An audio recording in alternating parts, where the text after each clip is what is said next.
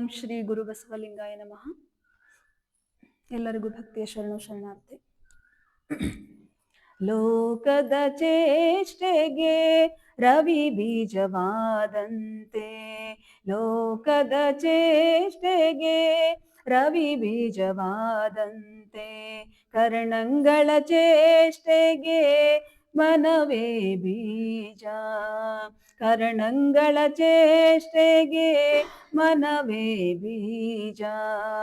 ಲೋಕದ ಚೇಷ್ಟೆಗೆ ರವಿ ಬೀಜವಾದಂತೆ, ಕರ್ಣಂಗಳ ಚೇಷ್ಟೆಗೆ ಮನವೇ ಬೀಜ. ಎನಗೊಳ್ಳುದೊಂದು ಮನ, ಆ ಮನ ನಿಮ್ಮಲ್ಲಿ ಒಡಬೆರೆದ ಬಳಿಕ ಎನಗೆ ಭವ ಉಂಟೆ.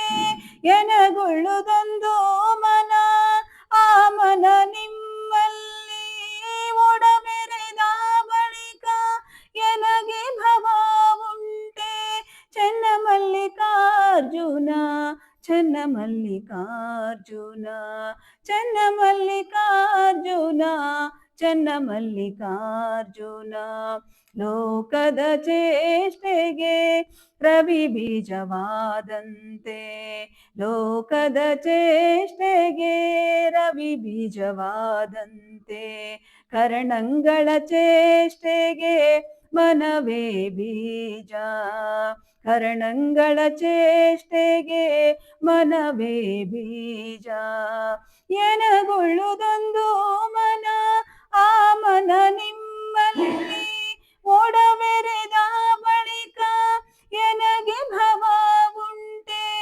ಎನಗೊಳ್ಳುದೊಂದು ಮನ, ಆ ಮನ ನಿಮ್ಮಲ್ಲಿ ಒಡಬೆರೆದ ಬಳಿಕ ಎನಗೆ ಭವ ಉಂಟೆ. ಚೆನ್ನ ಮಲ್ಲಿಕಾರ್ಜುನ, ಚೆನ್ನ ಮಲ್ಲಿಕಾರ್ಜುನ, ಚೆನ್ನ ಮಲ್ಲಿಕಾರ್ಜುನ, ಚೆನ್ನ ಮಲ್ಲಿಕಾರ್ಜುನ. ಲೋಕದ ಚೇಷ್ಟೆಗೆ ರವಿ ಬೀಜವಾದಂತೆ, ಕರ್ಣಂಗಳ ಚೇಷ್ಟೆಗೆ ಮನವೇ ಬೀಜ, ಕರ್ಣಂಗಳ ಚೇಷ್ಟೆಗೆ ಮನವೇ ಬೀಜ. ಲೋಕದ ಚೇಷ್ಟೆಗೆ, ಲೋಕದ ಚೇಷ್ಟೆಗೆ, ಲೋಕದ ಚೇಷ್ಟೆಗೆ ರವಿ ಬೀಜವಾದಂತೆ. ಸೃಷ್ಟಿಕರ್ತ ಪರಮಾತ್ಮನನ್ನು, ಬಸವಾದಿ ಶಿವಶರಣರನ್ನು ಹೃದಯ ಮಂದಿರದಲ್ಲಿ ಸ್ಮರಿಸಿಕೊಳ್ಳುತ್ತಾ, ನಮ್ಮ ಶ್ರೀ ಗುರು ಬಸವ ಮಹಾಮನೆಯ ಪೂಜ್ಯರ ಪಾದಾರವಿಂದಗಳಲ್ಲಿ ಭಕ್ತಿಯ ಶರಣುಗಳನ್ನು ಸಲ್ಲಿಸುತ್ತಾ, ಈ ಬೆಳಗಿನ ಶುಭ ಸತ್ಸಂಗದಲ್ಲಿ ಭಾಗಿಯಾಗಿರ್ತಕ್ಕಂಥ ತಮ್ಮೆಲ್ಲರಿಗೂ ಭಕ್ತಿಯ ಶರಣು ಶರಣಾರ್ಥಿ. ಇವತ್ತು ನೋಡ್ರಿ, ಜಗತ್ತು ನಡಿಬೇಕು ಅಂದ್ರೆ ಏನೋ ಒಂದು ಚಾಲಕ ಶಕ್ತಿ ಇರುತ್ತೆ. ಉದಾಹರಣೆಗೆ ತಗೋಬೇಕಂದ್ರೆ, ನಮ್ಮ ಏನು ದೇಹವೆಂಬ ಜಗತ್ತು ಇದೆಯಲ್ಲ, ಶರೀರವೆಂಬ ಜಗತ್ತು, ಇದು ಆಕ್ಟಿವ್ ಆಗಿರ್ಬೇಕಂದ್ರೆ, ಅಂದ್ರೆ ಚಾಲಕ ರೀತಿಯಲ್ಲಿ ಇರ್ಬೇಕಂದ್ರೆ ಇದಕ್ಕೂ ಒಂದು ಶಕ್ತಿ ಇದೆ. ಏನದು? ಆತ್ಮ ಅಲ್ವಾ? ಹಾಗೆ ಈ ಜಗತ್ತು ಯಾವಾಗ್ಲೂ ನಡೀತಾ ಇರ್ಬೇಕು, ಸುಸೂತ್ರವಾಗಿ ನಡಿಬೇಕಂದ್ರೆ ಒಂದು ಚಾಲಕ ಶಕ್ತಿ ಇರುತ್ತೆ ಅಂತ ಮಹಾದೇವಿ ಅಕ್ಕ ತಾಯಿಯವರು ಹೇಳ್ತಾರೆ. ಲೋಕದ ಚೇಷ್ಟೆಗೆ ರವಿ ಬೀಜವಾದಂತೆ. ರವಿ ಅಂದ್ರೆ ಸೂರ್ಯ ಅಲ್ವಾ? ಸೂರ್ಯ ಉದಯ ಆದ್ಮೇಲೆನೆ ಎಲ್ಲರದು ಕೆಲಸ ಪ್ರಾರಂಭ ಆಗುತ್ತೆ. ಅವ್ರದ್ದು ಚಟುವಟಿಕೆ, ದಿನನಿತ್ಯದ ಚಟುವಟಿಕೆಗಳು ಸೂರ್ಯ ಬೇಕೇ ಬೇಕು ಅಲ್ವಾ? ಈಗ ಸೂರ್ಯ ಹಿಂದಿನ ಕಾಲದಲ್ಲೆಲ್ಲ ಬೆಳಕು ನೋಡಿ, ಸೂರ್ಯನ ಬೆಳಕು ನೋಡಿ ಏನು ಸಮಯವನ್ನ ನೋಡ್ತಾ ಇದ್ರು ಅಲ್ವಾ? ಸೊ ಹಾಗೆ ಇಲ್ಲಿ ಹೇಳ್ತಾರೆ, ಲೋಕದ ಚೇಷ್ಟೆಗೆ ರವಿ ಬೀಜವಾದಂತೆ. ಈ ಜಗತ್ತು ನಡೀಲಿಕ್ಕೆ ಹೇಗೆ ಸೂರ್ಯ ಕಾರಣೀಕರ್ತ ಇದ್ದಾನೆ, ಹೇಗೆ ನಮಗೆ ಚಾಲನೆ ಮಾಡಿಕೊಡ್ತಾನೆ ನಮ್ಮ ದಿನವನ್ನ, ಪ್ರತಿದಿನವನ್ನ, ಹಾಗೆ ಲೋಕದ ಚೇಷ್ಟೆಗೆ ರವಿ ಬೀಜವಾದಂತೆ, ಕರ್ಣಂಗಳ ಚೇಷ್ಟೆಗೆ ಮನವೇ ಬೀಜ ಅಂತ ಮಹಾದೇವಿ ಅಕ್ಕ ತಾಯಿಯವರು ಹೇಳ್ತಾರೆ. ಕರ್ಣಂಗಳು ಅಂದ್ರೆ ಅಂತಃಕರಣಗಳಂತ ನಮ್ಮೆಲ್ಲರ ಒಳಗೂ ಇರ್ತಾವ. ಮನ, ಬುದ್ಧಿ, ಚಿತ್ತ, ಅಹಂಕಾರ, ಇವು 4 ಅಂತಃಕರಣಗಳು ಏನಿರ್ತಾವಲ್ಲ, ತುಂಬಾ ಅದ್ಭುತವಾದ ಒಂದು ವಿಷಯಗಳು ನಮ್ಮ ಎಲ್ಲರಲ್ಲೂ. ಇವು ಹೇಗೆ ಅಂದ್ರೆ, ನಮಗೆ ಹೇಗೆ ನಾವು ಸಕಾರಾತ್ಮಕವಾಗಿ ಬಳಸ್ಕೊಂಡ್ರೆ ಸಕಾರಾತ್ಮಕವಾಗಿ ಬಳಕೆ ಆಗ್ತಾವ. ಬಳಸ್ಕೊಳ್ಳೋದೇ ಯಾರ ಕೈಯಲ್ಲಿರುತ್ತೆ? ನಮ್ಮ ಕೈಯಲ್ಲೇನೆ ಇರುತ್ತೆ. ಈ ಕರ್ಣಗಳ ಚೇಷ್ಟೆಗೆ ಮನವೇ ಬೀಜ ಅಂತ ಹೇಳ್ತಾರೆ. ಇವನ್ನೆಲ್ಲನೂ ನಿಯಂತ್ರಣದಲ್ಲಿ ಇಡೋದಕ್ಕೆ ಅಥವಾ ಚಾಲನೆಯಲ್ಲಿ ಇಡ್ಲಿಕ್ಕೆ ಅಥವಾ ಒಂದು ಒಳ್ಳೆಯ ರೀತಿಯಲ್ಲಿ ನಾವು ಅದನ್ನ ಬಳಸ್ಕೊಳ್ಳಿಕ್ಕೆ ಯಾವುದು ಶಕ್ತಿ ಅಥವಾ ಬೀಜ ಅಂತ ಹೇಳ್ತಾರೆ? ಮನಸ್ಸು ತುಂಬಾ ಅದ್ಭುತವಾದ ಶಕ್ತಿ ಇದು. ಮನಸ್ಸು ಎಲ್ಲರಿಗೂ ಇದು ಹೇಗಪ್ಪ ಅಂತಂದ್ರೆ ಮಗು ಇದ್ದಂಗೆ ಯಾವಾಗ್ಲೂ ಇದು ಕೆಳಮುಖವಾಗಿ ಹರಿತಿರ್ತದೆ ಮನಸ್ಸು. ನಮಗ್ ಅಂದ್ರೆ ಒಳ್ಳೆ ವಿಷಯ ಕಡೆಗೆ ಹರಿಯಂಗಿಲ್ಲ. ಈಗ ನೋಡ್ರಿ, ಫಾರ್ ಎಕ್ಸಾಂಪಲ್ ನಾವು ಬೆಳಗ್ಗೆ ದಿನ 5 ಗಂಟೆಗೆ ಬಂದು ಎಬ್ಬಿಸ್ತೀವಿ. ರೂಮಿಗೆ ಬಂದು ಎಬ್ಬಿಸಿದ ತಕ್ಷಣ ನಾವು ಯಾರು ಎದ್ದು ಕೂತ್ಕೊಳ್ಳಲ್ಲ. ಎದ್ದು ಕೂತ್ಕೋತೀವ? ಇಲ್ಲ. ಇವಾಗ ಈಗ ಎಬ್ಸಿದಾರೆ, ಇನ್ನೂ 40 ನಿಮಿಷ ಐತಿ, ಎದ್ರಾಯ್ತು, ಇನ್ನೊಂದು 5 ನಿಮಿಷ ಮಲ್ಕೊಂಡ್ರಾಯ್ತು ಅಂತ ಮಲಗಿಬಿಡ್ತೀವಿ. 5 ನಿಮಿಷ ಮಲಗಲ್ರಿ, ನಾವು ಒಂದು ಅರ್ಧ ಗಂಟೆನೇ ಮಲಗಿಬಿಡ್ತೀವಿ. ಆಮೇಲೆ ಎಷ್ಟು ಎಲ್ಲ ಹರಿಬರಿ ಮಾಡ್ಕೊಂಡು ರೆಡಿಯಾಗಿ ಬರ್ತೀವಿ. ಸೊ ಇದಕ್ಕೆಲ್ಲ ಕಾರಣ ಏನು? ಮನಸ್ಸು ಹೇಗೆ ಅಂತಂದ್ರೆ ಪ್ರತಿ ಕ್ಷಣ ಅಂದ್ರೆ ಸ್ವಪ್ರಯತ್ನ ಇರಬೇಕು. ಎಲ್ಲ ಈಗ ಒಳ್ಳೆ ವಿಷಯದಲ್ಲಿ ನಾವು ಏನೇ ಒಂದು ಪ್ರಯತ್ನ ಮಾಡ್ಬೇಕು, ಸಾಧನೆ ಮಾಡ್ಬೇಕು, ಅಥವಾ ಒಳ್ಳೆ ವಿಷಯಗಳನ್ನ ನಾವು ಅಳವಡಿಸ್ಕೋಬೇಕು. ಈಗ ಉಪವಾಸವನ್ನೇ ತಗೊಳ್ರಿ, ಯಾವುದೇ ವಿಷಯ ತಗೊಳ್ರಿ, ಮನಸ್ಸು ಅದು ಕೆಳಮುಖವಾಗಿ ಹರಿತಿರ್ತದೆ. ಅದು ನಿಮಗ್ ಮಾಡಕ್ ಬಿಡೋದಿಲ್ಲ. ಒಳ್ಳೆ ವಿಷಯ ಯಾವಾಗ್ಲೂ ನಾವು ಸ್ವಪ್ರಯತ್ನ ಮಾಡ್ಲೇಬೇಕು. ಸೊ ಅಂತ ಪ್ರಯತ್ನಗಳನ್ನ ನಾವು ಮಾಡ್ಬೇಕಾದ್ರೆ ನಾವು ಇಂತಹ ಒಂದು ಸತ್ಸಂಗಗಳು, ಇಂತಹ ನಿಸರ್ಗ ಚಿಕಿತ್ಸಾ ಕೇಂದ್ರಗಳು, ಇಂತಹ ಆಶ್ರಮಗಳಲ್ಲಿ ಇರ್ತಕ್ಕಂಥ ಗುರುಗಳ ವಾಣಿ, ಇವೆಲ್ಲವೂ ಕೂಡ ಕೆಲಸ ಮಾಡ್ತವೆ. ಇಲ್ಲಿ ಮಹಾದೇವಿ ಅಕ್ಕನವ್ರು ಹೇಳ್ತಾರೆ, ಸಮಾಜದಲ್ಲಿ ದಿನನಿತ್ಯ ಚಟುವಟಿಕೆ ನಡಿಬೇಕು ಅಂತಂದ್ರೆ ಸೂರ್ಯ ಬೇಕೇ ಬೇಕು. ಆ ಸೂರ್ಯ ಇದ್ರೆ ಮಾತ್ರ ಅವನು ಚಾಲನೆ ಮಾಡಿಕೊಟ್ಟ ನಂತರ ನಮ್ಮ ದಿನನಿತ್ಯ ಚಟುವಟಿಕೆಗಳು ನಾವು ಮಾಡ್ತಾ ಹೋಗ್ತಿರ್ತೀವಿ. ಸೊ ಅದು ಸೂರ್ಯ ನಮಗೆ ಆರೋಗ್ಯಕ್ಕೂ ಕೂಡ ಒಳ್ಳೇದು.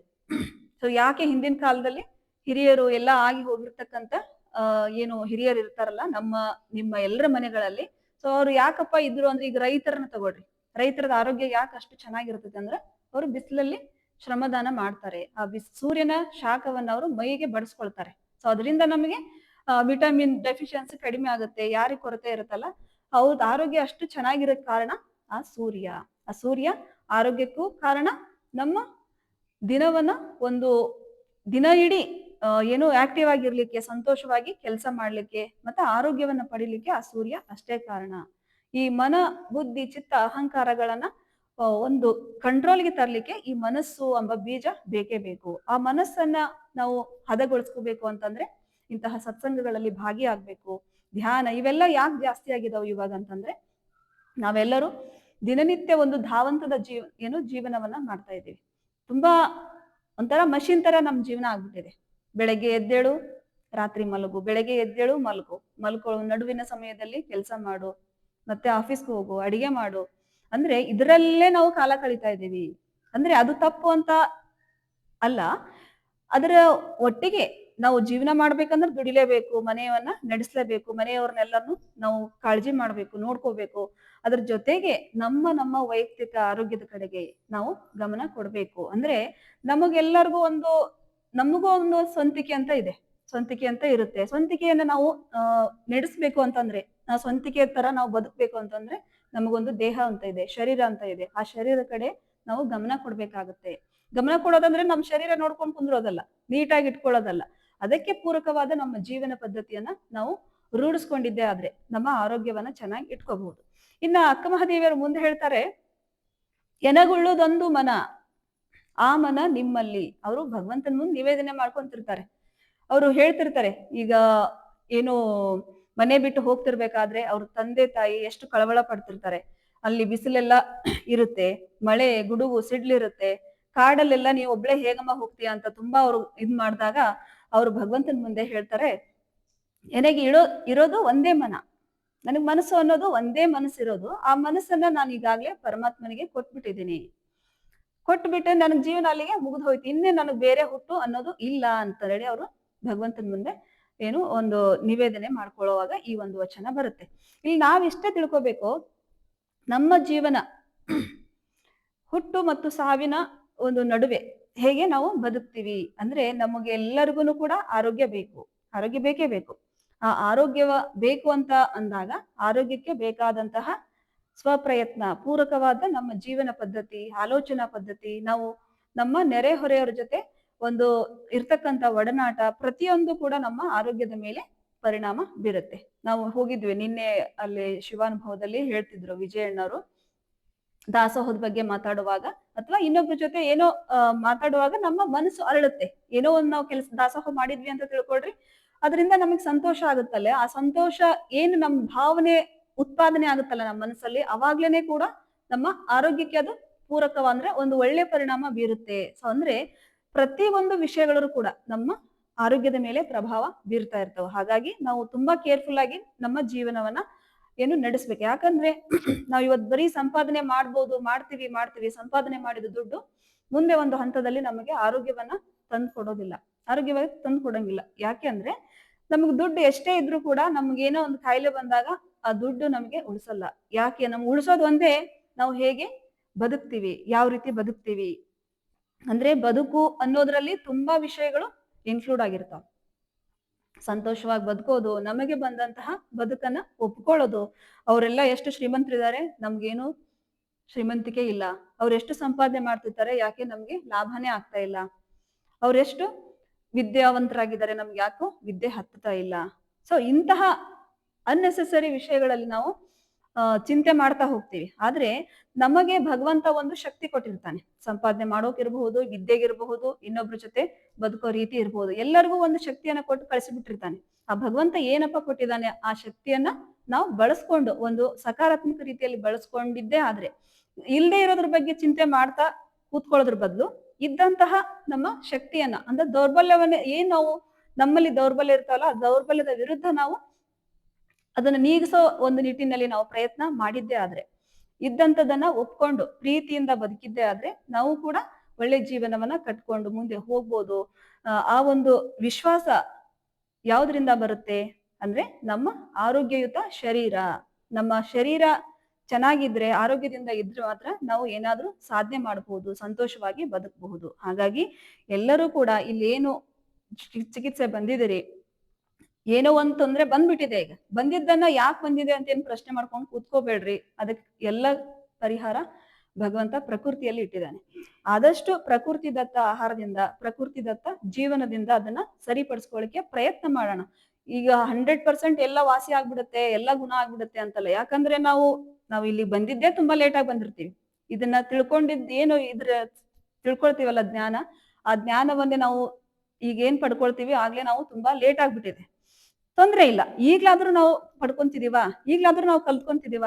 ಅದನ್ನ ಕಲ್ತ್ಕೊಂಡು ನಮ್ಮ ದೇಹಕ್ಕೆ, ಮುಖ್ಯವಾಗಿ ದೇಹಕ್ಕೆ, ಜೀವನ ಅನ್ನೋದು ಬೇಡ ಇಲ್ಲಿ, ನಮ್ಮ ದೇಹಕ್ಕೆ ಅಳವಡಿಸ್ಕೊಂಡು ಆ ದೇಹವನ್ನ, ನಮ್ಮ ದೇಹದ ಆರೋಗ್ಯವನ್ನ ಒಂದು ಬ್ಯಾಲೆನ್ಸ್ ಮಾಡೋ ರೀತಿಯಲ್ಲಿ ನಾವು ಪ್ರಯತ್ನ ಮಾಡ್ಬೇಕು. ಇದು ಪ್ರಯತ್ನ ಅಂದ್ರೆ ಒಂದು ದಿನ ಅಲ್ಲ, ಒಂದು ವಾರ ಅಲ್ಲ, 10 ದಿನ ಅಲ್ಲ, 3 ತಿಂಗಳಲ್ಲ, ನಿರಂತರವಾಗಿರಿ. ಪ್ರತಿ ನಿಮಿಷನೂ ಕೂಡ ನಾವು ನಿರಂತರವಾಗಿ ಯಾರು ಪ್ರಯತ್ನ ಮಾಡ್ತೀವಿ, ಪ್ರಯತ್ನ ಅಂದ್ರೆ ಜೀವನ ಪದ್ಧತಿ ತುಂಬಾ ಸಿಂಪಲ್, ಏನು ಕಾಂಪ್ಲಿಕೇಶನ್ಸ್ ಇರೋದಿಲ್ಲ, ತುಂಬಾ ಸಿಂಪಲ್. ಅದನ್ನ ನಿರಂತರವಾಗಿ ಯಾರು ಅಭ್ಯಾಸ ಮಾಡ್ತೀವಿ ಅವ್ರ ಆರೋಗ್ಯ ಚೆನ್ನಾಗಿರುತ್ತೆ. ಆರೋಗ್ಯ ಚೆನ್ನಾಗಿದ್ಮೇಲೆ ಸಂತೋಷ, ಆನಂದ ಎಲ್ಲ ಇದ್ದೇ ಇರುತ್ತೆ, ಅದು ತಾನಾಗೆ ಬರುತ್ತೆ ಅಲ್ವಾ. ಹಾಗಾಗಿ ಆ ಒಂದು ನಿಟ್ಟಿನಲ್ಲಿ ನಾವೆಲ್ಲರೂ ಪ್ರಯತ್ನ ಮಾಡ್ತಾ ಮುಂದೆ ಹೋಗೋಣ ಅಂತ ತಿಳ್ಕೊಂಡು ಹೇಳ್ತಾ, ಇದಿಷ್ಟು ಇವತ್ತಿನ ಚಿಂತನ. ಎಲ್ಲರಿಗೂ ಶರಣಾರ್ಥಿ.